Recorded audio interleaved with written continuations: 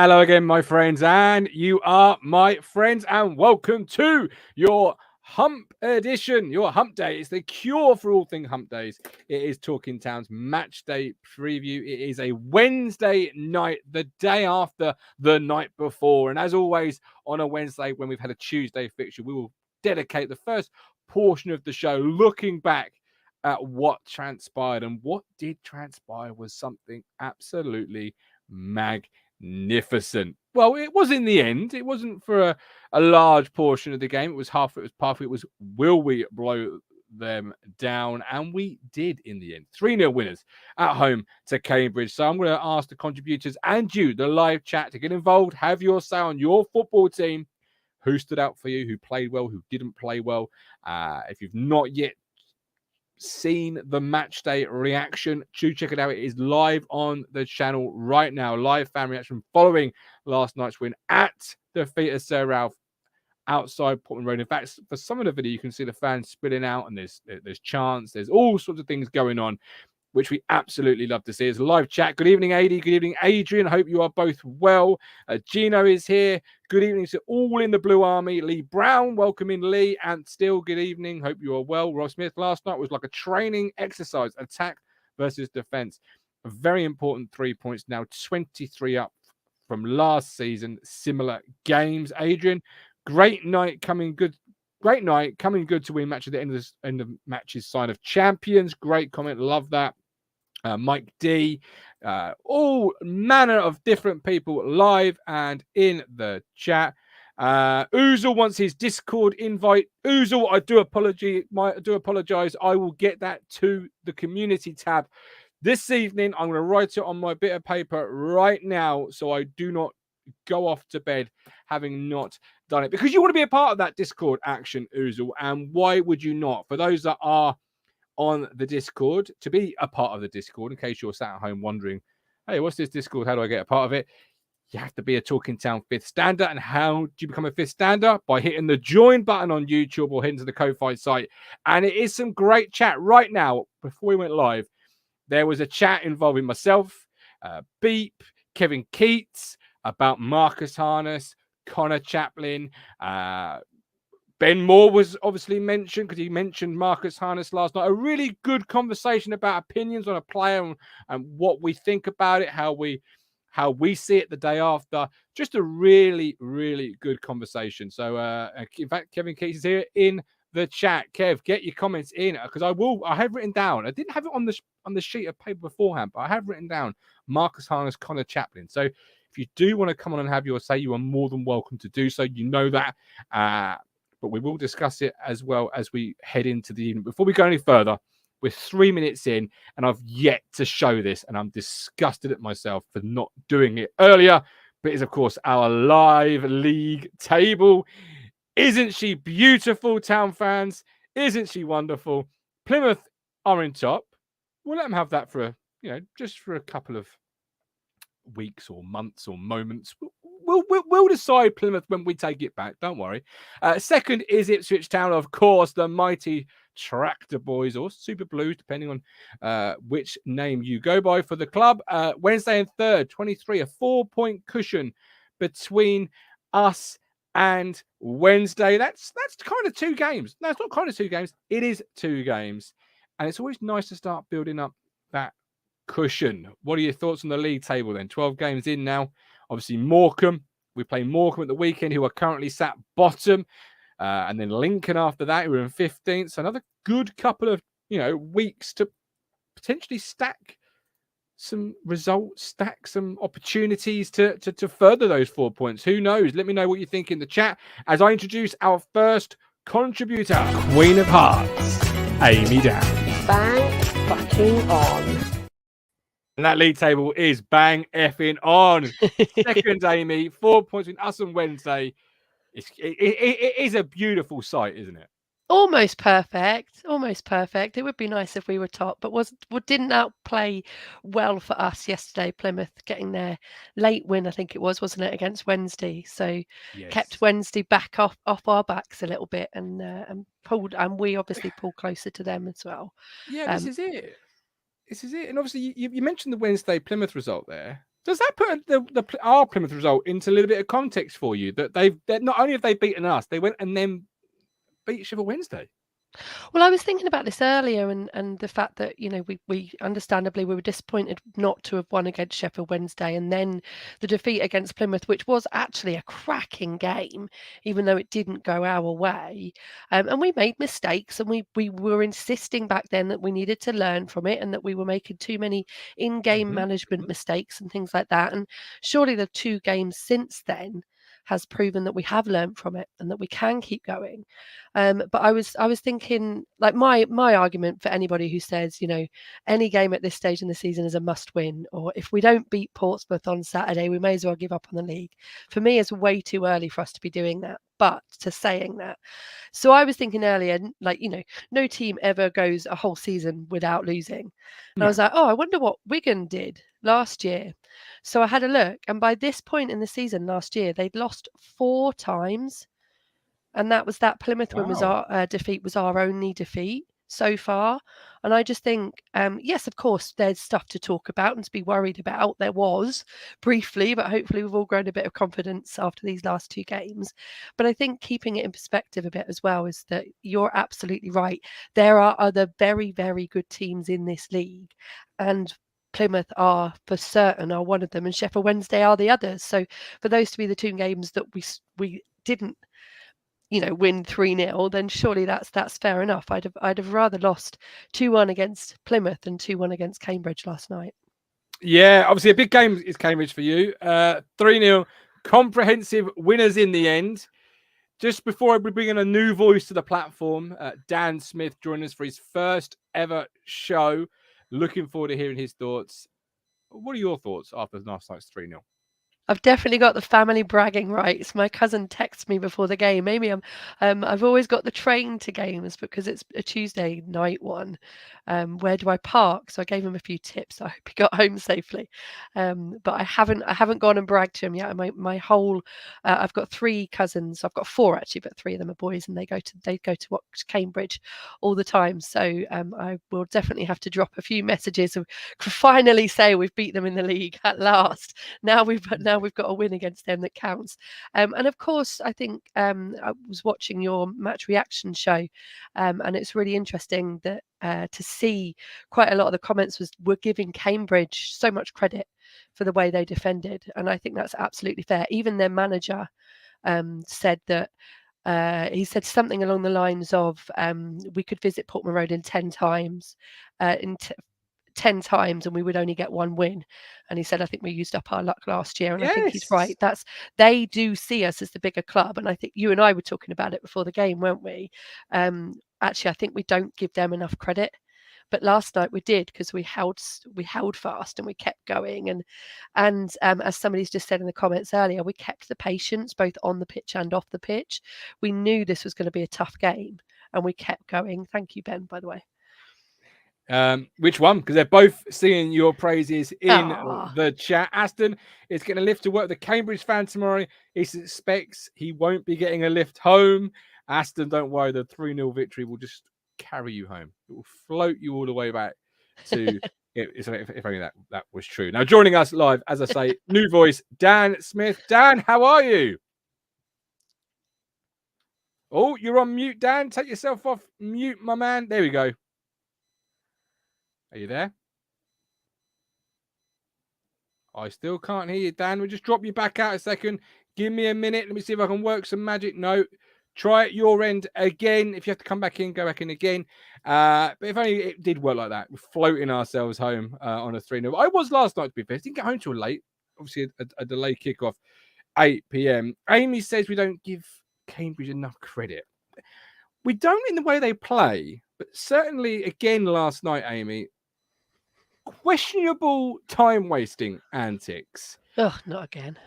Yeah, But can we say anything after what happened in the cupboard on Saturday, which was funny, with the ball being passed around? In fact, I think it was in the North Stand as well. Though, isn't it? No, that's true. That is very true. But we can't criticise when our own are doing it, in my humble opinion. No, the thing is, there's 2 ways of looking at this. First and foremost, It is professional. It's gamesmanship. It's sportsmanship. Yeah. It's the game of football, and that's probably the only way to look at it until FIFA, UEFA, the FA, whoever introduce rules such as ball in play. You know, whenever the ball goes out of play, the clock stops around the whole stadium. If they get added on time, you've literally just got a stopwatch and beep, right. You know, because then you can take 8 hours if you like with that goal kick. Doesn't really matter because you're going to have the same number of in play minutes as you would regardless of whether you take 4 minutes for the goal kick, 30 seconds or 5 minutes. But until that comes into effect, you're never really going to get you're always going to get teams that perceive themselves to be an underdog sort of playing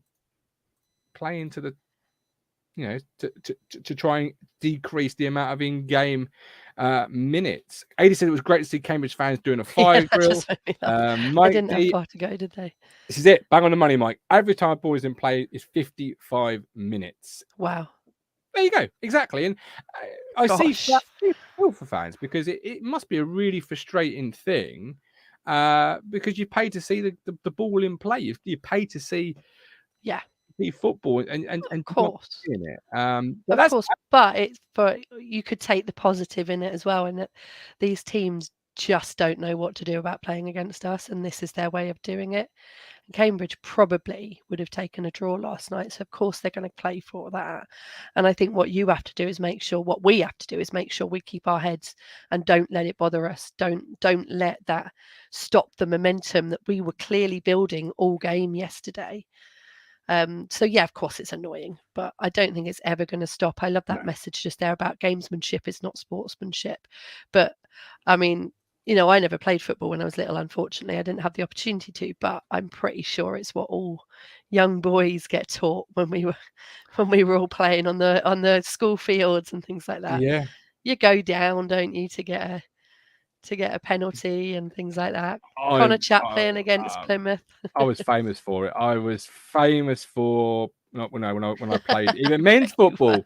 Famous for going down, clutching the leg, and then the trainer would run on and he'd say to me, "Are you all right? Are you all right?" And I said, "Yeah, absolutely fine. Just buy myself a couple of minutes here. Just take your time. I've got cramp. Just make yourself look busy." I was famous for it because I was in goal at the time. And I was buying my team time. I was buying them breathing time. I was buying them thinking time, composure time, and all of the above. Let's see if Dan's working again. Dan, you there? Yeah, I'm all good. I'm all here. There we go. Good man. Time wasting. It's part of the game, isn't it? Yeah, I mean, there's not really a lot you can say about it. I mean, it's just desserts at the end of the day, isn't it? Like we punished them and they paid the price. Absolutely, they paid the price. 3 wonderful goals. Who stood out for you then, Dan? Break it down for us. 3-0 home win. It was huff and puff, but who really come to the forefront in your opinion last night? Well, I think Davis has been an exceptional player since sort of the start of September and the whole month pretty much, and he started again this month pretty decent. Morsey again stood out for me. He's always been a good player when he's come in. Ladapo as well, so he sort of held up the ball well and showed that he's not just going to be there to score goals, he's going to be there to hold up the play and get players forward as well. Did you find, for me, I agree with that, Dan, but Ladapo last night, well, it was almost like a gif, with the lady having the can of Coke and she's like, do I like it, do I not like it? Oh, I don't know, because some of his stuff I was actually in love with. Hold up play, as you say, was really good, and other times, Dan, I was pulling my hair out. I was thinking, Fred, you're so much better than what you've just shown there. It was sloppy in possession. The ball was bouncing off him a couple of times. I've yet to really see a full 90 from Freddie, but I think it's coming. I think he's a really good player. Right? Yeah, I mean, eventually, he's going to find his feet and know what he's doing and stuff like that, really. But, yeah, I think we just need to keep the confidence and just sort of think that he's going to do well for us, and not sort of get on his back and just get behind the team, really.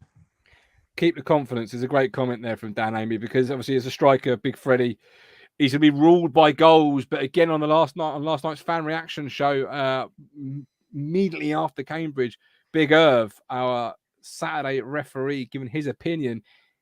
He brings so much more to the game than just goals. As Dan said, we've got to keep that faith with him, haven't we? Yeah, I completely agree with that, and I have hopefully this won't get taken out of context, but I have compared him to David McGoldrick in the past, in that he does bring so much more than just the goals.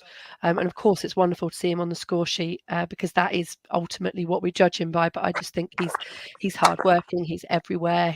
His play with Harness is beautiful to watch. Sometimes the passes between them two. So yes, absolutely keep the patience with him for me. And I don't even think it needs to be patience. I just think it's give him a break, basically. Although everybody is, to be fair, everybody's being very positive. Doesn't need too much patience, Dan. 4 goals in 4. We can't have been too upset with him not getting on the score sheet again last night. But does he? Kieran's got a rotation going on at the moment with his strikers. One day it'd be Jackson, another game it could be Ladapo. When you think you finally got a beat on him, Dan, in McKenna this is, you think, all right, Jackson's had a great game, you'll play Jackson again. He goes in a different direction. So who do you think will be up the top Saturday? Who makes your starting lineup up front, Dan? Well, I think Ladapo probably should get the nod. Like, again, he's come out on top with a good performance. Like, yeah, he didn't score, but you know what I mean? He's been a decent player so far. So I can't see why they wouldn't give him another chance. Like, John Jules has done okay, like he scored his couple of goals, but I think, yeah, just sort of stick with Ladapo or just keep bringing like John Jules on. Like, he's been effective coming off the bench, but also starting. But yeah, I think Ladapo gets the nod for me. Ladapo for Dan. Amy, is this a game maybe for Caden? Saturday coming up, away from home, looking to stretch the opposition. I know he's gone with Caden. I don't know if this is a factor, a fact stat, but I would, just thinking about it right now, probably average a guess or put a bet on that we've probably seen Caden a lot more away than at home. Yeah, with it being 3 games in 8 days, I would expect a bit of a shift around. We've got enough strikers to be able to play about with that front 3. But having said that, I feel like with John Jules getting a goal, and he's clearly loving playing at the moment, I'd quite like to see him start. I want to see Ladapo there. And for me, I'm there. I get the Jackson suggestion. I do get that. But I think I was feeling I like Ladapo and Harness together. So for me, it would be Ladapo and Harness and John Jules for that goal, basically. But not just for that, for his confidence clearly growing. And he's a class above, really. Gino is more than happy for him to tweak a couple of positions. Shows that he's respecting Morecambe in Gino's opinion, even though they are propping up the league. Stephen Parrott, as long as we win and affects the game, don't matter who scores. Harps, Evans should start. His long pass will be key to a potential boggy pitch. Great little segue there, Harps. Almost like you're reading the show notes a little bit, because Dominic Ball came in last night. I started Dan as the new voice. Dominic Ball came in. How did you see Dom Ball's performance first and foremost, Dan? How was it for yourself?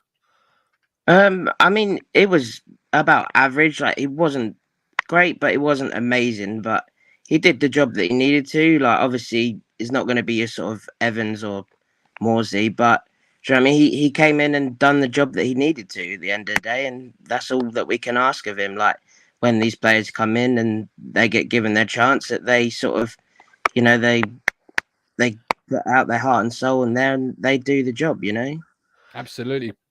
Commitment for the cause, fight for the shirt, all of those sort of cliches, Amy. But many will say we didn't really get going until Evans came on the field last night. Yeah, you've just read my mind. It sounds like we were playing well up to that point, but it was him coming on that pushed us over and gave us that cutting edge. His pass for the first goal, and everything I've heard and read today and watched, everybody is absolutely singing his praises. And that's not, I know last time I was on the show, we were talking about when will Ball get a chance, and he had it last night. And it's not that he didn't do well. It's just that we have this absolute, plethora of talent in our team. And this week, with so many games, it's likely to be rotated. And personally, I would start with Evans for both those reasons, for how well he performed last night and the fact that he took a step back, and Ball was in the team, and yet he still came on absolutely full of energy and making that much of a difference. I think says a lot about him. Yeah, it's really hard to quantify though, really, because obviously the game was a very different game, Dan. When Ball was on the field, it was very much Cambridge handbrake was on. They weren't allowing a lot of spaces in between the lines. Not only did Evans come on, kind of maybe change a little bit of the way we were approaching Cambridge, but also with the arrival of Evans was a lot of pacey players. Off went Chapman, on came John Jules, and I felt from my vantage point in the Cobble stand, it was more the pace that undid Cambridge than it was perhaps Evans's passing. How did you see that whole sequence? Yeah, I mean, you can't sort of sing highly enough about Evans. Like, he always compliments Morsey, so the game's always going to go well from there. But yeah, just to see him come on and for the game to change was a good night for us. Like, it showed that he was spraying the ball about and controlling that midfield again with Morsey. So yeah, it was a pleasure to see him come on and do well for us again.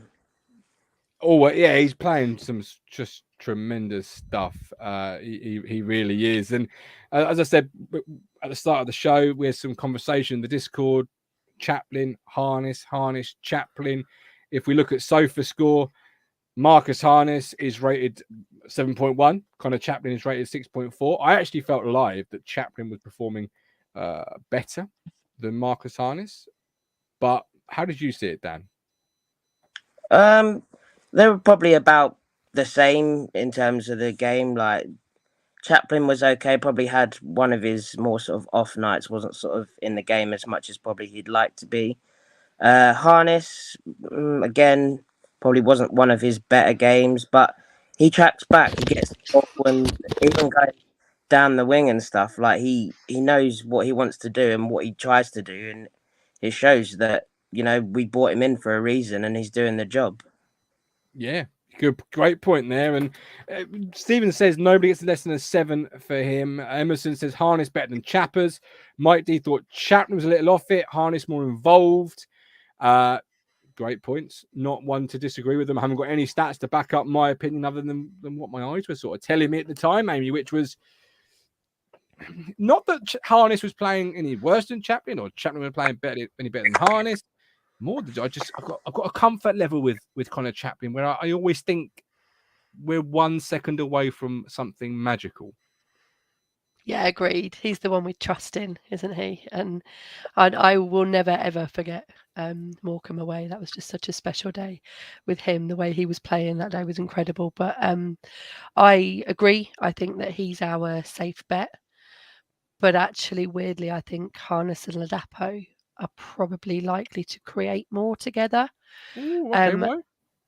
I don't know, just from what I've seen, I think them two together is what creates most of our chances, not just for those two, but for others as well. So certainly if it was a choice between Ladapo and Chapman, I don't think it would be. But for me, if Chapman looked off his game last night, then that could be down to there's a lot of games at the minute. Maybe it is the right time for him to have a rest. Maybe, like, am I remembering right, at Accrington he came off the bench? So maybe it's his turn to come off the bench this weekend and make a difference.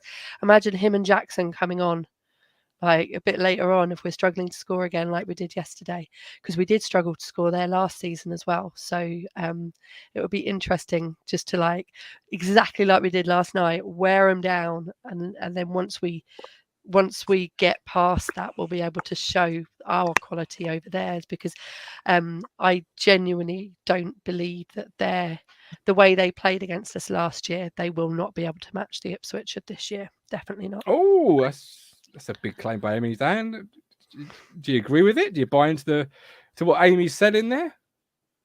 I mean, there is a massive difference. Like, the football, for a start, is second to none. Like, it's been so much different. Like, you can, like, against Portsmouth, it was probably the best passing I've seen for a while. And, the confidence in watching that team now compared to last season, like, there's more confidence in the passing at the back, like between Walton and Edmondson. Although, yeah, they're liable to making their mistakes sometimes, but the confidence in them, like, it's something that has gone up a hell of a lot this season. So you're very lucky to see what we're getting out of this team for, like, again now. Yeah, we are as Emerson says, sorry, we are different gravy this season, and we truly are. Just, at the moment, it's the best we've had it for many a decade at Portman Road. It's it's almost like, amazing what happens when you invest a little bit in the team, maybe, isn't it? Amazing what happens when you actually get some quality players that people can buy into and get behind and fall in love with. Who knew? Who knew it could make this much difference? It's like the fans forum the other week. It was like, what can we actually talk to them about? Because it's for the first time in years, there's really nothing to complain about at the moment. So it is, it's all coming together nicely, isn't it? And to be sat here thinking, do you know what? In fact, I think Crunch said it last night. We're going to win the league. To think that it would be disappointing if we don't manage to win the league, that's just bonkers. And it's taken too long. We didn't have to sit in Championship for 19 years or whatever ridiculous. It was 19, wasn't it? 17? It was 17. 9, I think it was 19 in the end. It's ridiculous. Whatever it was way too long. It was so firmly stuck in the mud is what it was, until the mud disappeared and we went with it. But it's amazing what happened when you invest in the side. Kevin Keats, atmosphere needs to improve somehow. How was the atmosphere from where you were, Dan? I mean, I sit like right sort of in the corner by the big scoreboard, so it's right opposite like the away fans. It's not too bad. Like, it does need to perk up a little bit, I think, because it's more of a sort of like family area, and you don't get so many people singing there. Like, you have to literally G them up sometimes. But I still think the atmosphere was okay. It wasn't too bad. But yeah, I think like we had like 2,000 less than Saturday, so it was always going to be a little bit sort of that bit quieter. But yeah, I think if we just keep getting stuck behind the team and cheering them on, like, do you know what I mean? It'll show on the pitch eventually. Yeah, absolutely. And I think we did that. And obviously, Kieran McKenna himself last night said that he felt the crowd stuck with it and were aware of what the task was and everything else. And yeah, I could see what Kev's saying there at times. It just felt maybe a little bit expectant, like we're waiting for something to happen here, and or the inevitable. The old scars still bear true. Lewis Robinson, they put 2 players on Chapman, which whilst he limited his impact, allowed more space for Harness. Credit to Cambridge, they had a game plan, but we're just stronger now. Patience paid off. We've got a bit of luck this year, Lewis, to be fair, which we hadn't got in previous games. The first goal for me was a bit of luck. Their defender, from memory, from my angle, from the Cobbold, slices it, and then we score, and 1-0 is up and running, and that's their game plan sort of unraveling. Amy, they come to sit in, see if they can get the point, if they can nickel 3 even better. But you almost sit in their body language once that first goal goes in. It's almost oh Christ, what do we do now? Yeah, the game plan was to stop us scoring. They didn't know what they would do if we did start scoring, did they? And actually, in a weird way, I think that was ours as well. It's just once we've got that goal, we're probably feeling safe. But it's nice that they then pushed on as well, because far too often we've got the goal and we've let the lead slip lately. So it was definitely nice to see that, especially against a team who were so difficult to break down. But I did see a little bit of us in that once that first goal was in, they sort of, all right, okay, that's the game gone. And not us now, I hasten to add, but us in previous years, where we've been the mid-table team, where we've been the ones not expecting too much out of the season. We've been the ones to say, right, do you know what, that's it. The game's going the way everybody predicted now. And but full credit to Ipswich for keeping going and showing what they're worth, really.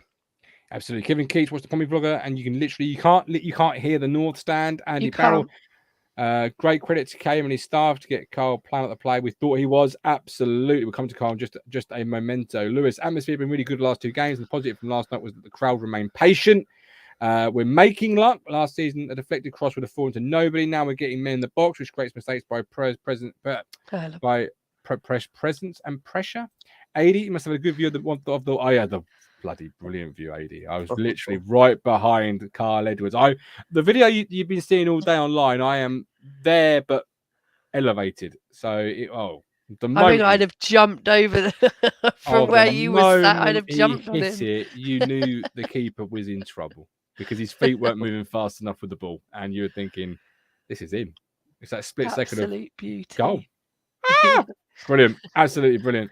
Goal of the season already, I reckon. True. Well, goal of the season. Yeah, it's hard to disagree with that. And obviously, the video we've got in social media is just so good. But Philip Blundell's in the chat last night. Dan, great comment from, well, not a great comment, but a good, interesting comment from him last night. Wes Burns' position's up for grabs, and he thinks Carl Edwards should start as early as this Saturday, having come on and not only this week, but Saturday as well, and taking it. Unfair on Wes to say his position up for grabs, or do you think actually I would give Carl a start on Saturday? How did you see Edwards' performance?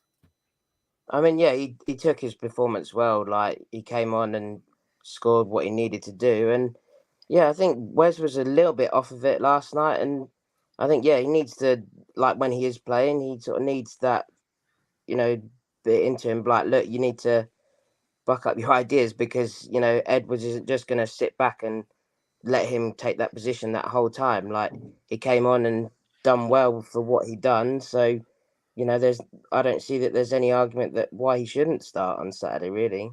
It's a big call, though, I mean, to leave your talisman of last year out, albeit after a great performance from the sub last night. Yeah, I'd give him a position. I think he was one of the better players there last season. In fact, I would call it he was man of the match there last season. I think he had a lot of space to play. We just couldn't score. And then he did right at the end, so he was totally deserving of that goal. So for me, I would keep him, but as you know, I like to keep consistency and I don't like to make massive changes. I certainly wouldn't want to be McKenna tonight trying to figure out who he's going to play on Saturday, because I think there's an argument to have a team of about 20 in there at the moment. Emerson says 2 games, 0 shots on target from the opposition from open play. Mike D. Edwards' goal was like his effort away at Burton, but he meant it. Who you leaving out, says Lewis O'Connor. If you start Carl Edwards, Dan, who you leaving out? It does Carl start for you on Saturday? And if so, who you leaving out? Yeah, I think, well, as we've been saying, like with the squad rotation, like, give Edwards a go, see what we can make of him from the start. Yeah, Burns has done well this season from the start, but I don't know. Yeah, I think Edwards has probably deserved a start. He's played well in the last few games that we've seen of him. So, yeah, why not chuck him out there and give him a chance, see what he can do from the start. Yeah. Kevin says, don't forget, Burns goes off to the World Cup next month and he's managing. Neil Wilmore, who's on the platform Friday, another new voice. Best part at the moment is the subs, and those who come into the side perform just as well as those who replace him. Max, no harm in resting Chapman and Burns. Flip, does Burns have a left foot like Edwards? I don't think he does. If he does, I don't think anyone does after last night. No, Paul P. To be fair, Burns wore the Cambridge left back down, and then Edwards came on. Lewis, almost the second half when Cambridge were camped, they had 3 players out wide to try and stop Wes, as well as KE did, coming on as we score, opening the game up, which suited him. Don't underestimate Wes's contribution. Good point there by Lewis there, but I guess, he set himself such lofty standards of last year that it's tough as a fan, isn't it? Just to not go, Wes hasn't scored again. Like, we were so used to it last year that Wes just scoring every week, every minute. It's true. He's such a massive character to have around the club as well, I think, isn't he? So he's an important one to have in there. And I just think it comes back to what we were saying earlier about patience with players, and Ladapo being the perfect example. I think people were getting frustrated with him and not necessarily recognising the contribution to the game, as Lewis has just said about Burns, and seeing that, the defenders don't just have a crap game because they've conceded. There's other things they're contributing and things like, and then that works up the other end of the pitch as well, obviously. So for me, I think you guys might have changed my mind. I can see the argument for it might be worth resting Burns, but then I think Lewis is spot on. What we need to do is, just like we did against Cambridge, just wear Morecambe out and then allow our quality to take over later in the game. And you're going to do that with Burns on for the first 60, 70 minutes. He's another class above. he's another one. If we don't go up in the next couple of years, then he deserves to be in the Championship. He's good enough for it. Absolutely. And what I particularly liked about Edwards last night was the quality, the desire, and the work rate. And many will say the first goal is goal of the year, and rightly so. It's a tremendous goal. Whether he meant it or whether he didn't, he scored it. But the second goal is my personal favourite from last night because he's shown so much desire to get there ahead of the Cambridge defender.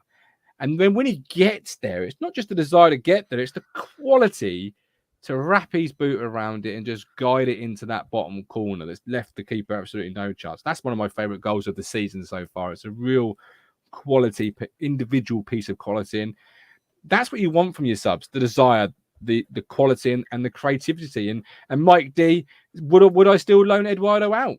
Absolutely have not. But then we never knew Aluko would be out injured. You've got to take these opportunities, Dan, when they come. And would he have had this opportunity with Aluko still fit and able to contribute? Possibly not. But Aluko is out injured, so he's got to. Last night is everything you want out of a player, isn't it? Just take the opportunity when it's presented. Yeah, 100%. Like, no one can really tell what would happen if Aluko was fit. But seeing as he is, like, Edwards has taken his opportunity. He's been given that chance and showed that, why shouldn't he be starting like these odd few games? Yeah, he's coming off the bench and doing well. So, yeah, he's obviously put his name in the manager's thoughts for Saturday. So, can't see why not. Absolutely. We're going to be coming to Morecambe with Dave Salmon in a second, doing an away day guide takeover. But before we do, we're going to bring Colin in, who spoke last night. But Colin, you clicked the link, you've got involved. What are your thoughts on last night's win as you sit in your dressing gown this evening? Very, very good show tonight. It's not nice to hear Dan. Yeah, my thoughts on last night, just the same as last night, really, that we completely dominated the game as regards to possession, and, it's one of those kind of games, after 58, 59 minutes, you're thinking to yourself, so I've seen loads and loads of games like that. Are we going to break them down? But when we got that first goal, like we said last night, that was the breakthrough, and they really didn't have any answer from there. But I was talking to Lewis today, and I was, without going over the top, I'm wondering whether 100 goals, 100 points, is actually on, because when you think about it, we're top scorers in the league. We've got 25 goals out of 12 games. We've still got 34 games to play. We're on 27 points from 12 games. Those two statistics are very much on, and we've got some what I class as lesser sides to play in the next month, and I've got to say, like I predicted at the start of the month before Portsmouth, we get 19 points out of 21. I'm actually thinking 21's on. This team in this league, including Sheffield Wednesday, are as good as anybody, and there's no way in the world that we should fear absolutely anybody. Like I said last night, we've still got Plymouth to come down to Portman Road. We've still got Sheffield Wednesday to come to Portman Road. We've still got Peterborough to come to Portman Road. We've got Derby to come to Portman Road. Look, we shouldn't fear anything, because when you've got the squad that we've got and the coach that we've got, why should we fear anybody? And it's just so lovely. It's just so lovely that how, like you said, how things are coming together. And like I always say, I think about the children, I I see him in the fan zone, and it's so lovely to see. And those children, you know, whether they be Matt's or whether they be Richard's or whether they be anybody's children whatsoever, they've got something special to look forward to, I think. And I'll tell you why. They've got a manager at this football club who cares, and they've got a manager at this football club, irrespective of the tournament, he picks strong teams. And even in the Papa Johns, that man, he won't admit it on camera, and I don't blame him. But that man wants to win that competition. I absolutely know that. And if that's his, you know, idea of, you know, how he's going to set his sides up in these lesser tournaments, I actually tip my cap to him, because it's great for us, but it's even better for those children. And can I see a day out at Wembley on the horizon? Absolutely I can. And I'll tell you, there's nothing to say why this team cannot go and win this league. I totally agree with Richard. I've been saying it all season, Gov. And I'll tell you what, I would not be surprised if we actually done a double, because, you know, like Rotherham did last season, we're more than capable, Gov. More than capable. We are more than capable. Of course, we're more than capable. We're certainly proving it. But Dan, many people in the live chat are in the one game at a time camp. Yeah, I mean, you can take one game at a time, but you've just got to see what's ahead of you and plan for the sort of the games that are up and coming. So I don't know. We got the players there, like they can be used. So I can't see why, you know, even if we do think about the next game, we're like, right, on to the next one. So yeah, just keep it going as much as possible, you know. Absolutely. Colin, 2 questions before I let you go. Your player of the match from last night and just score prediction for the weekend. My player of the match last night was Ladapo, very, very closely followed by Mr. Edwards, obviously. I give it to Ladapo because I thought he had a really, really good game, all-round game last night.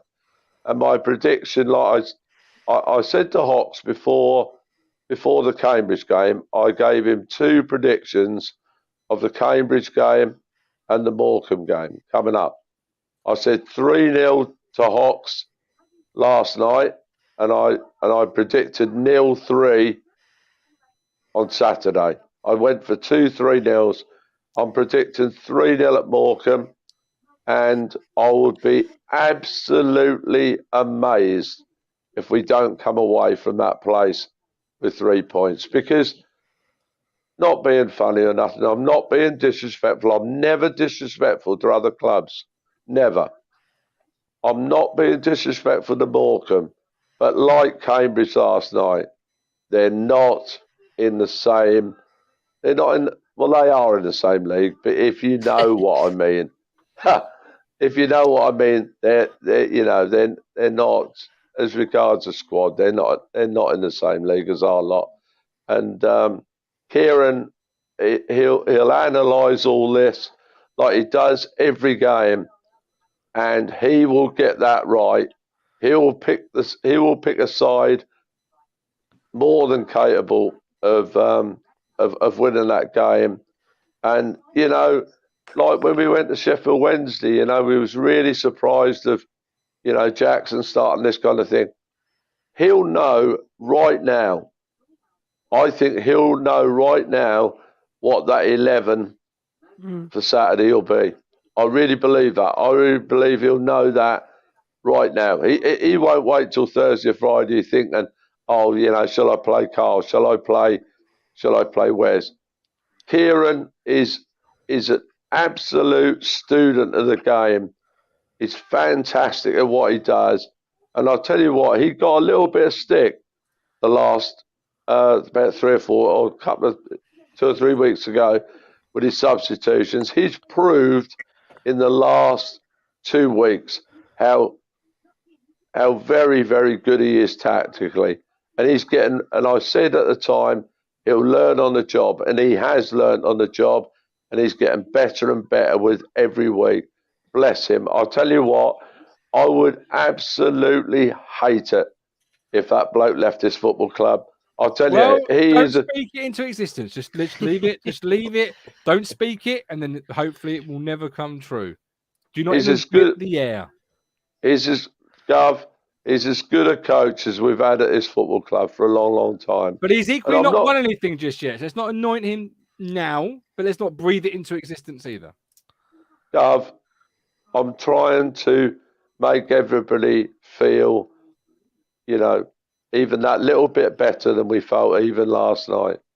You know, I just think we've got a coach at our football club who is as good as I've seen. You know how many managers I've seen.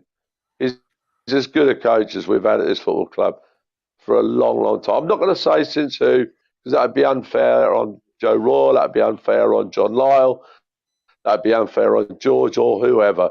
But he's as good a coach as we've had at this club for a long, long time. A long time. Absolutely. Colin, it's always a pleasure to talk football with you. Look after yourself. Look after that lovely wife of yours, and we'll speak soon. Take care. All the best. Dan, I'm going to go to an away day guide sort of take over in just a second. Before I do, you've gone through 46 minutes of a debut. How's it been? And how are you feeling ahead of the weekend? Confident?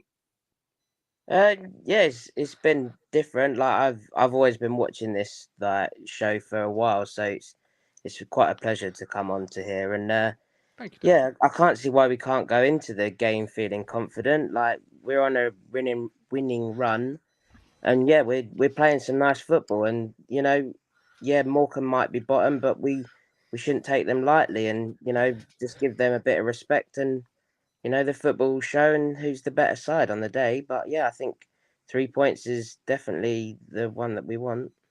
Absolutely. Dan, we'll hope have you on again very soon. But enjoy the rest of your evening. I know you rushed home from work to join us, so thank you ever so much, and take care of yourself. Thank you. Bye-bye. All the best. Amy, from Dan to Dave, Colin there was talking about a lot of the other football teams in this division that can't compete with us, and Dan then mentioned Morecambe sitting bottom. Before we bring in Dave in to give us the lowdown on all things Morecambe, from last night's result to how things have gone to best pub, best parking, etc. First of all, last year, just any memories of last year's trip? I mean, the trip overall was great. First time we'd been there. Definitely was the first time I'd been there. And I believe the club hadn't been there since like the early noughties in the cup. So I loved it. There's so much to tell you about in terms of what a great day we had. So definitely got lots of recommendations coming away. But in terms of the game, I just remember it being very frustrating. They were very hard to break down. We had a lot of possession. We just weren't converting it into goals. And I think that's something that we have moved on from this season. We are able to convert into goals. Burns had a cracking game. So I stood and watched it with Stephen Parry and Lee Bayliss and Lee's little boy, as well as Ant and Ben, my usual lot. And we were stood right at the front. So I was quite enjoying going back to my teenage years and banging on the barrier in front to make lots of noise. It was all good fun. Lovely little ground. Really enjoyed it. But for the game, it was frustrating. And it's very weird to now feel with that memory fresh in my mind from earlier this year, I should say. It's now weird to feel a little bit hopeful, but I'm really interested to hear what Dave has got to say, especially as he's heard us talking Absolutely. so confidently about this weekend. Well, let's go ahead and bring in Dave, who covers Morecambe. He does the commentary on the games. Morecambe have scored 8 goals this year and conceded 21. Currently sitting in 24th after 11 games, 7 points. Dave, you've scored only 2. You scored only 2 less than we've conceded all season so far. Evening, Martin. Evening, Amy. Thanks for having me on. Yes, it's fair to say that the season's not quite gone to plan so far, but plenty of time left, 35 games left in the season, and we've got to get that first home win of the season at some point, haven't we? So why not Saturday? Yeah, well, I hope sincerely it isn't. But how did it go last night? Because I saw a wonderful clip of your game. It was Burton last night, right? Where No, we didn't it play wasn't. last night. You didn't play last night. Oh, No. that's ruined the clip I've seen. Okay, so talk me about Morecambe's season so far. Was your last game Burton? Because I remember it being Burton. It was, wasn't it? No, we're playing Burton next Saturday after we play you lot. There you go. There you go. Too much football. You tell me then. You're the It all merges into one. Our last game on Saturday was the Lancashire derby against our good friends Accrington Stanley, and it went exactly the way as many fans thought it might go. We had a player sent off just before half time. They came on strong and won the game 3-1. Less said about that, the better. In terms of the season overall, it's been one of those. It's just typical Accrington, really. That is. In terms of the season overall, I think at this stage of the season, we are where we are for a reason, and that's because we've not scored enough goals, and therefore we haven't got the points that we perhaps need or deserve. I think there's been one or two games where we have been a little unlucky. We lost the lead late away at Bristol Rovers. We perhaps could have beaten Fleetwood at home, and that ended up being a 1-1 draw. So we may possibly deserve 3 or 4 more points than what we have, but we've got what we've got. I think the one saving grace is the fact that there are another 6 or 7 teams around us who are in equally a poor position as ourselves, and there's still plenty of time to get out of it. So hopefully we can raise our game on Saturday, but we're very, very aware that it's not going to be easy. You're playing us at exactly the right time for you in terms of how well you're playing, and you've really hit your straps in the last couple of weeks.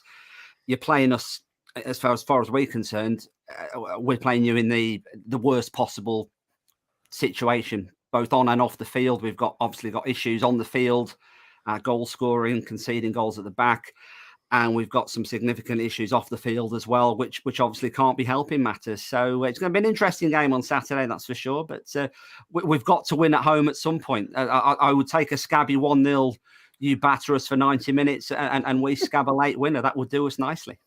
I think that's what Cambridge were going for last night, weren't it, Martin?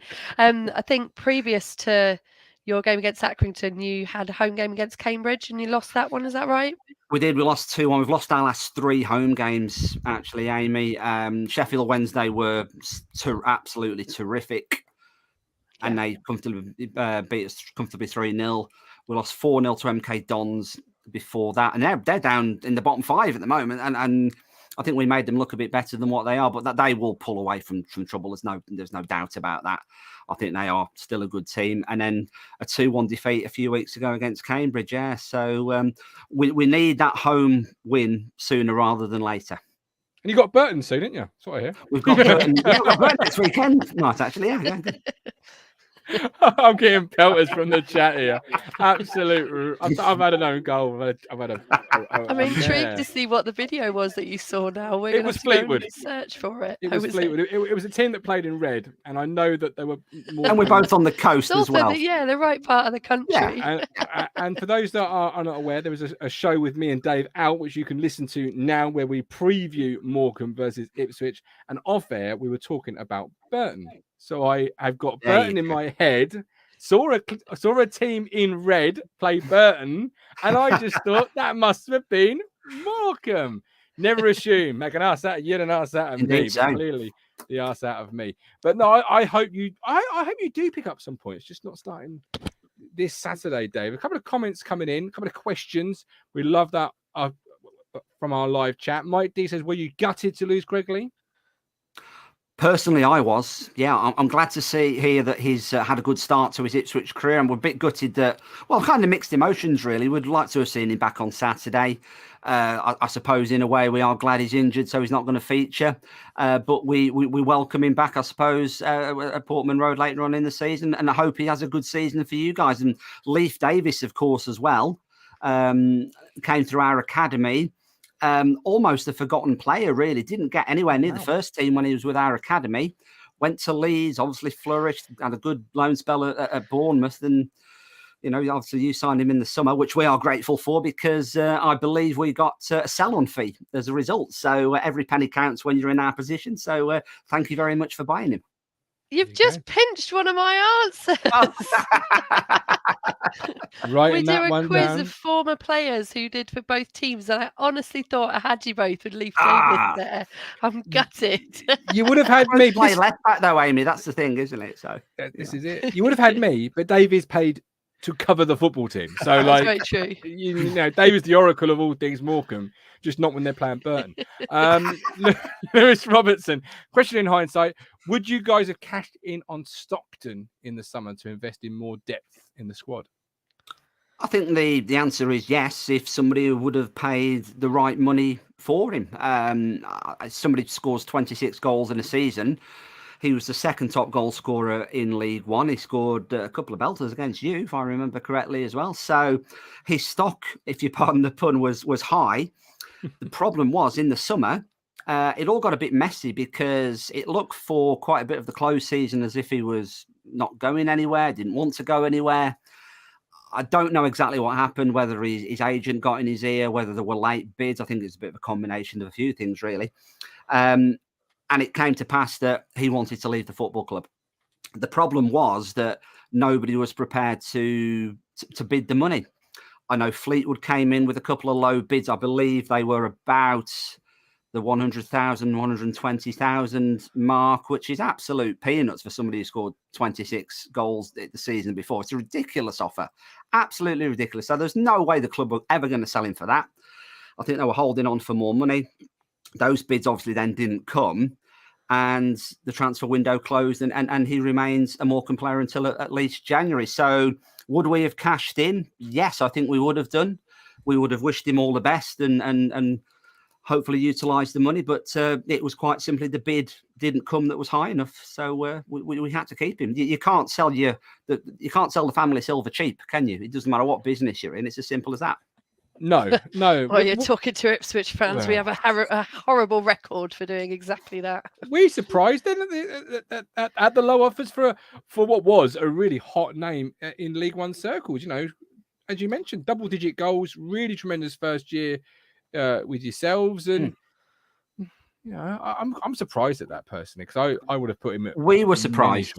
Yeah, we were surprised because he was linked with quite a number of clubs. Some of them are championship clubs. Wow. And for somebody who scored that level of goals, you look at players, I don't know, you look at maybe like Michael Smith, for example, went from Rotherham to Sheffield Wednesday. He's in the same kind of mould as that. And they were going for quite a bit more. You look at Brandon Thomas Asante from Salford, went to West Bromwich Albion for about 400 grand, I think it was.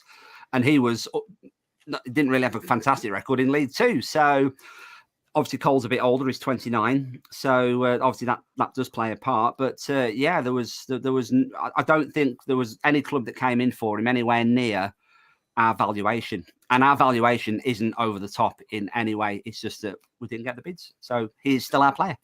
And that's football. Gino says defensive with a capital D. They will park the bus. Do you think you can park the bus this Saturday? Well, the problem that we had last season is we conceded far too many goals. We conceded 90 odd goals in League One and more than 100 in all competitions. And the reality is if we go anywhere close to that this season, we'll go down.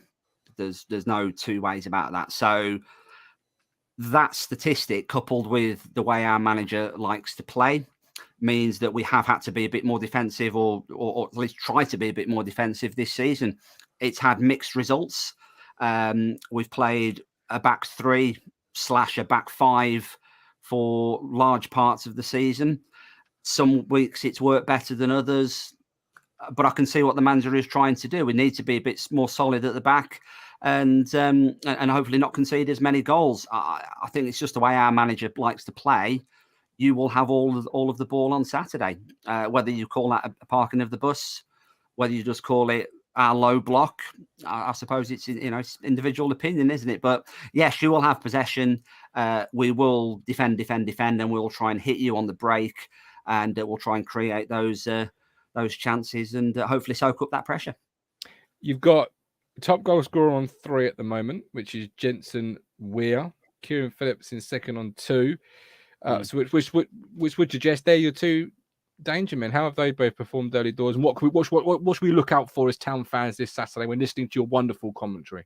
Well, we need Cole Stockton to fire at some point. I don't think he's even had a shot on target so far this season. Let's keep it that way, Dave. He's not played too much because obviously the transfer saga rumbled on. He was ill, then he was injured, then he was left out for other reasons, mental reasons, whatever it might be. So he's only just started to come back into the team and come back to full fitness. So there is going to be a game where Cole is going to have to fire, and he's going to have to find his shooting boots sooner rather than later, because if he doesn't score some goals between now and Christmas, he won't get a potential move in January. So hopefully he's going to come good soon. I expect him to start on Saturday. So hopefully Saturday's the one where he starts to fire. We've got Kieran Phillips as well on loan from Huddersfield.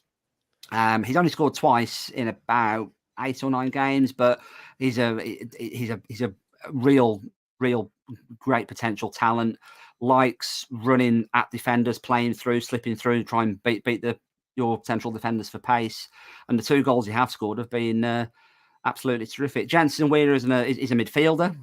He scored 4 goals in all competitions, 3 in League One so far, and all of them have been absolute belters. And he'll be our engine room, our driving force, because one of the other reasons why it's a good time for you to play us, guys, is we've got lots of injuries. And we might have a suspension as well, depending on the result of a red card appeal. So we are a bit depleted, to say the least. And, of course, bottom of the table. So it couldn't really be much better. On paper, at least, it couldn't really be much better for you. Oh, yeah. Dangerous place to be. Amy, away day guide. We love to do a couple of segments. Over to you. We do. So just for Dave's information, we have a show every Thursday. Well, Thursdays preceding away games, where we get to talk about away games, whatever games we've got coming up. We talk about the ground, we talk about parking, we talk about my favourite part, the pubs, and memories that we've had from there before. So I'd love to hear from everybody who's in the chat at the moment. What are your memories for Morecambe if you've been there? Just seen a lovely comment from a fan saying it's their first game this season, and they live just over the way from the just over the bay, so that's lovely for you. I can definitely relate to not being able to get to many games, although I have been able to. Accrington was actually my first game this year, my first away game this year. So good. I was talking to a Barnsley fan over the weekend, and he reckons Accrington away is the best away. Accrington Stanley is the best away game in League One. I thought that was a big shout. I was very interested in that. I love it. I'm with him. I enjoy it. I have to say. But Barnsley fans don't have a lot of taste, do they? People from Barnsley. So we're playing Barnsley in a couple of weeks, actually. So I'll let you know. That's another great away day. But so what we will do is we will give anybody who's heading there some tips. I went last season, my first time there. Really, really, really enjoyed it. It can't beat the fact that it's by the seaside. You get off the train and there's a 15 minute walk to the seaside. There is the Eric Morecambe statue, which was adorned with Ipswich fans when I went last season. I'm sure it happens with every home game that you have. There was lots of fans having their pictures taken. But Dave, what would you suggest for pubs? We picked a few up along the seafront last year. What would you suggest? You're not too bad in terms of pubs, really. You're in a seaside town, of course. So once you get onto the prom, it's take your pick. But there are a few close by to the Morecambe Stadium as well. You'll be very welcome in JB's Bar, which is the bar at the front of the stadium, actually inside the complex. It's named after our former manager Jim Bentley.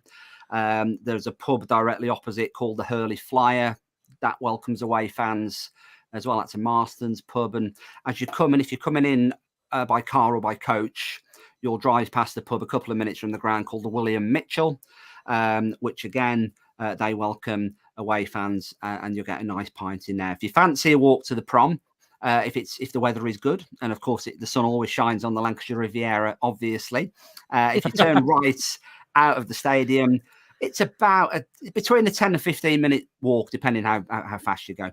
But certainly no more than a 15-minute stroll. You keep going, you go over a couple of sets of traffic lights, and you'll be on the prom. And the main pub just on the corner there is called the Boardwalk. That is the official away fans pub. And they've got giant screens, tellies, sporting action, music, and they will give you a very warm welcome as well. But pretty much anywhere along the prom, You'll have to turn right when you get to the prom from the stadium. Just walk and walk. You'll go past the Eric Morecambe statue, and then just keep going. You're spoiled for choice, really. Absolutely, definitely. And the boardwalk is the one that we loved last season. They had a Ipswich Town Spotify playlist going on behind the bar, which was wonderful. So we were all singing along to that, and really good atmosphere. The only thing I would say is if it's wet on Saturday, that is going to get packed out very, very quickly because it's not massive. The Weatherspoons is named after, it's the Eric Bartholomew. I wonder if anybody in the comments can tell me who that is. But actually I've already mentioned him. Well, we've already mentioned him several times. But that was an interesting fact for us to learn. We weren't there last time. I really enjoyed the King's Arms. They had a pool table and nice big screens, just another alternative. And there is a Harry's bar as well, but I think last time I don't know what it looked a bit. We were unsure, but my son's called Harry, so I was very has recently tempted. been taken over. I think since the last time you left, it has been taken over, redeveloped. So Harry's Bar would be a good one. There is Johnny's Warehouse. There's the Queen's Head. There's a number of bars. You won't go wrong in any bar that you go to. Yeah. Now, when I came last time, I came by train, which was great fun. Me and a friend were getting the train back to Leeds afterwards, and we had about 20 minutes between full time and getting to the station. We're just pelting down, and there's an off license. Let's quickly go in there. So we had great fun. The station's nice and close. But what's the recommendation for parking? Where should I be parking when I get there? So if you are driving on Saturday, parking isn't amazing. There's no parking at the Mazuma Stadium itself unless you have a blue badge and you tell the club in advance that you need a disability parking space. So if you're a able-bodied fan, you won't get parked at the Mazuma Stadium. There is a school called Westgate Primary, which is about a 3-4 minute walk away, just down Westgate. It's well signposted. You can only, if you're driving, there's only one possible road that you can end up being on heading towards the ground. So it's not one of these, you'll be in the town centre and you'll get lost. It's very easy to find the Mazuma Stadium. So Westgate Primary, you literally park on the playground there. I think it's £5 cash if you are parking there. And there are a number of residential streets around, all within a 5 to 10 minute walk. Obviously, just be considerate to neighbours, don't park in front of somebody's drive, things like that. But you shouldn't have too much of a problem getting parked. But my advice would be come early, get there early, and make your way to the prom. And if the weather's good, have a good couple of hours at the Lancashire Riviera. Because if it's a sunny day, the view across the bay is like nothing else in this country. Wow. It was lovely. Like in February, it was cold, but it was a really clear day. It was nice. I did enjoy it. So are you saying that I need to get there at least midday to get a couple of pints in before the game and enjoy it, soak up the sun and the atmosphere? I think so. If Well, you I've get, I been mean, the earlier told. the better. I mean, obviously, make a weekend of it if you can, by all means. But yeah, I'll certainly aim to get there. I mean, because it's not a quick drive, is it? Really, from Suffolk to Lancashire. So you're probably 4 hours plus in the car. So depending on what time you get out of bed, I suppose. It's about yeah, if you can get there for about 11 o'clock, have a nice bit of breakfast, couple of pints, and away you go. Well, Amy's actually based in Yorkshire, so she's a little bit closer. Oh, not too far then. Not too far. And even more complicated, are we going from Carlisle on Saturday? There you go. Because Amy my weekend away, so that one's a little bit further. But as Nick's just pointed out, there is the train strike to worry about this weekend. So lots of people not able to go, and that is my reason for driving as well. I wouldn't normally do such a great away day without the Jaeger, but it'll have to be this weekend. If you are driving, it's very simple. It's junction 34. You come off, and there's a new bypass. It's about 7-8 years old. It's called the Bay Gateway. You just follow the signs for Morecambe, basically, from junction 34 of the M6. You go down this bypass. It's a dual carriageway for about 5 miles, and then you'll see the signposts for the stadium. You turn off, you turn a right and a left, and you're there. So it's one of those stadiums where it's not like other clubs in League One where you can end up in the town centre. I mean, when I came to Portman Road last season, I ended up in the town centre, and I went right past the car park, and it was a nightmare. I'm sure it's easy if you live there where the stadium is, but there are some. It's down one road.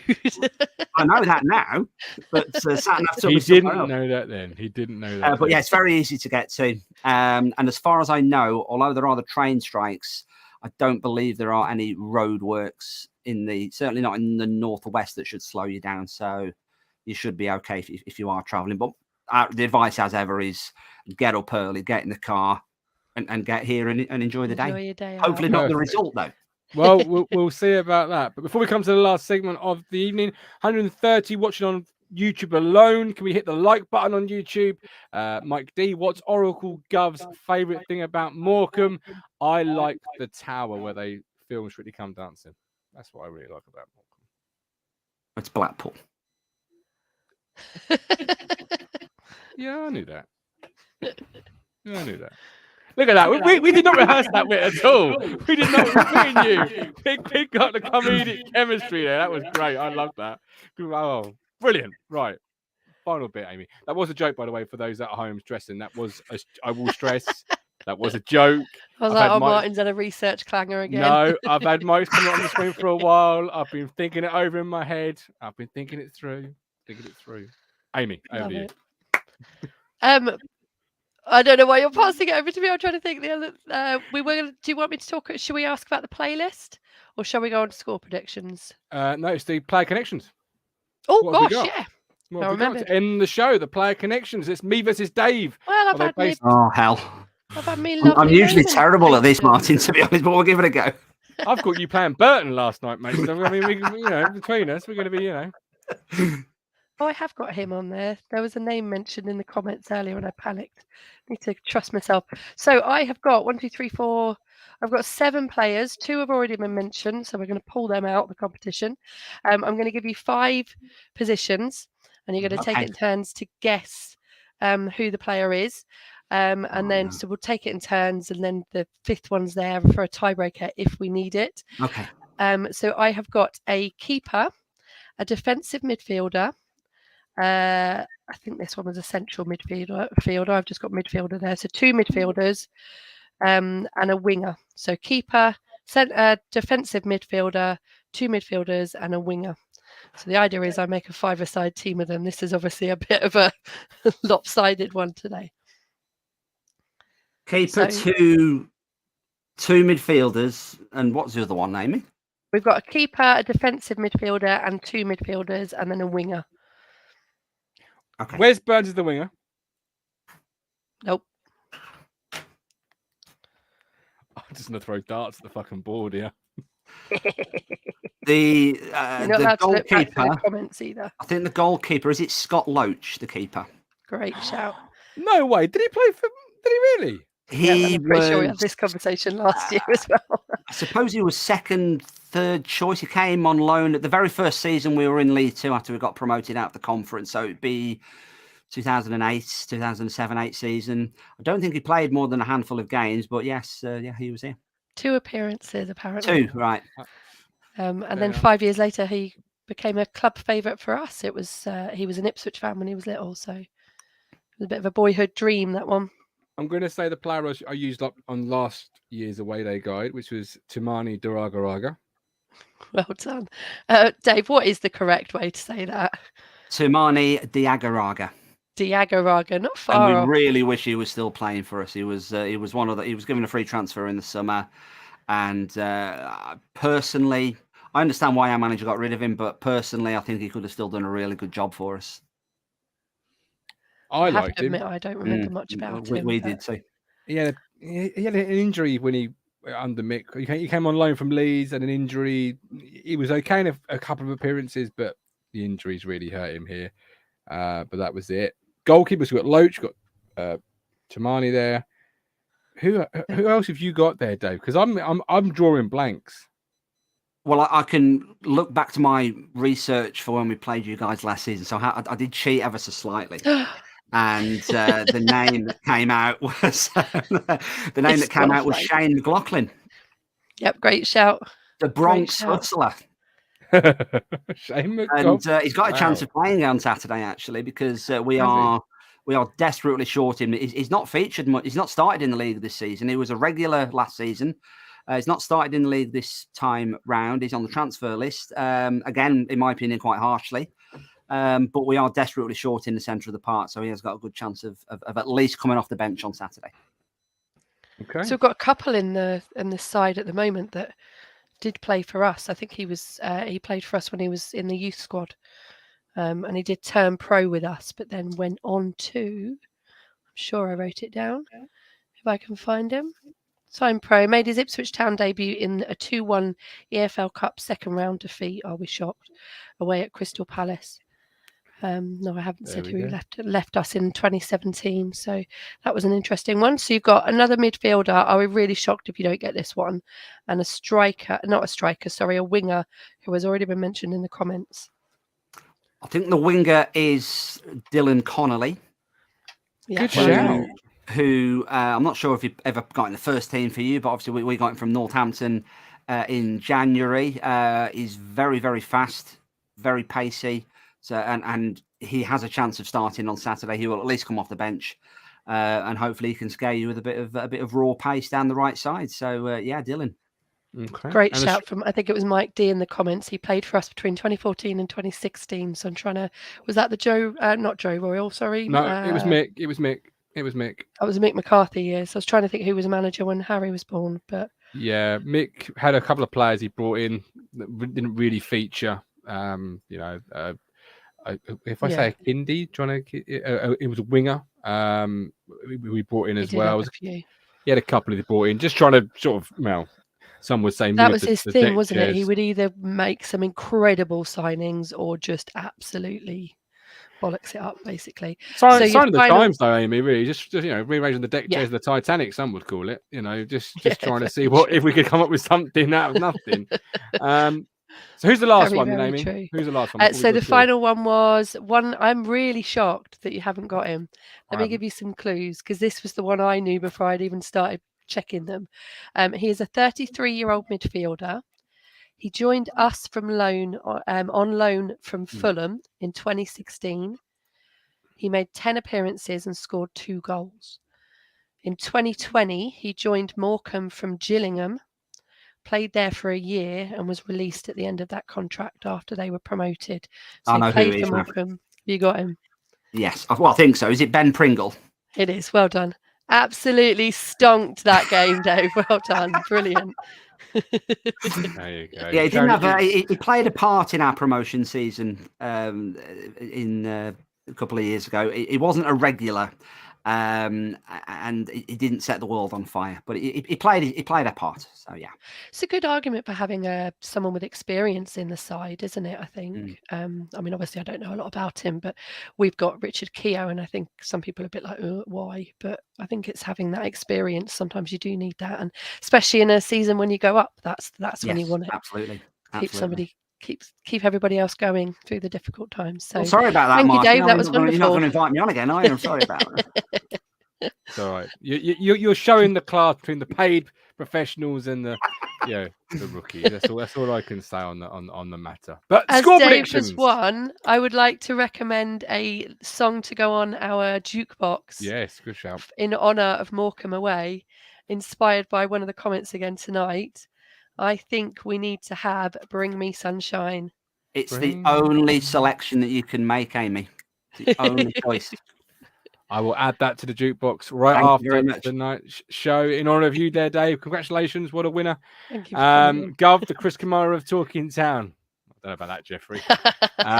Didn't see it. I didn't see that one. But okay, score predictions to run up the show then. Dave, I'll ask you, but I respect if you can't give me one. We've got to win our first game at home at some point. We just have to. And we beat Sheffield Wednesday at home last season. There's going to be a time where we pull off a shock result. And we have to pull off some shock results if we're going to get out of trouble. It's not just the bread and butter. We're going to have to, at some point, beat a fancied team. I'm not sure it'll be Saturday with everything that's gone on and off the field at the Mazuma in recent weeks, ownership issues, and there's lots of other things going on off the field that I think are affecting the team personally. I would be absolutely delighted with a point, and if it was 1-1, that would make my weekend personally. But so we've got to win at some point. So why not Saturday? Okay, Amy. It's interesting you say about shock result, because I think we're all starting to feel that we're heading for a shock result as in the other way. We've had a couple of lovely 3-0 wins. So maybe, I don't want to jinx it. Or perhaps we need to go on Ashton's philosophy, which was believing is seeing. So I believe that we will win 5-0. Oh, okay. I think I'm going to be Just really quiet, rushing Amy, back as up well. the M6 to be able to have a drink. You just destroyed the relations there that we were building up. But there we go. So contrasting scores. Let us know yours. Dan also said 5-0 in the chat. 3-1 for Colin, 2-1 from Lee, 3-0 from Ailey. As you can imagine, Dave, from Town fans, it is a little bit one-sided. But I wish you There's a lot nothing of but confidence there, and quite rightly so. I mean, you are where you are in the league for a reason. You've got an absolutely phenomenal squad. I mean, let's make no bones about that. And if games are won on paper, then it is what it is, isn't it? But don't underestimate our resolve, our heart, our spirit, and our determination to get a result. That alone doesn't get you points, as well we know from the first 11 games of the season. But we will give it absolutely everything we have. The style of play isn't to a lot of fans' taste. I think it is a means to an end, largely given the predicament we're in and the squad that we have. We are decimated with injuries, and we might also have a key forward suspended as well. But we'll give it everything we've got.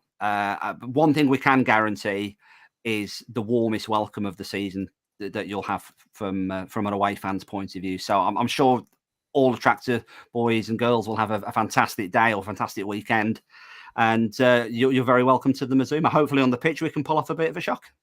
There we go. If you like what Dave is saying, as the fisherman says, what a nice lad this guy is, we will flood the socials with the show me and Dave have done on his side of the divide, so you can go and follow him, check his stuff out. But until Saturday, this has been Talking Town. Dave, we thank you ever so much. We are back on Friday at 8:30 with Neil Wilmore, another new voice, and Curtis. Amy, as always, enjoy your Amy with no voice. Amy with no voice, but Amy, enjoy the away day all the same. Here's the 3 more points, and good times on the horizon. But until then, with love, with care, catch you all later on. You make me smile when I think of you. If I get down low and I get blue, I can't get enough. Hopeless lover. You make me happy, I feel so fine. Oh, how I wish that you were mine. I can't get enough. Hopeless lover. I woke up all soaked in sweat, with chills running down my neck. I felt went crazy from just the thought of you.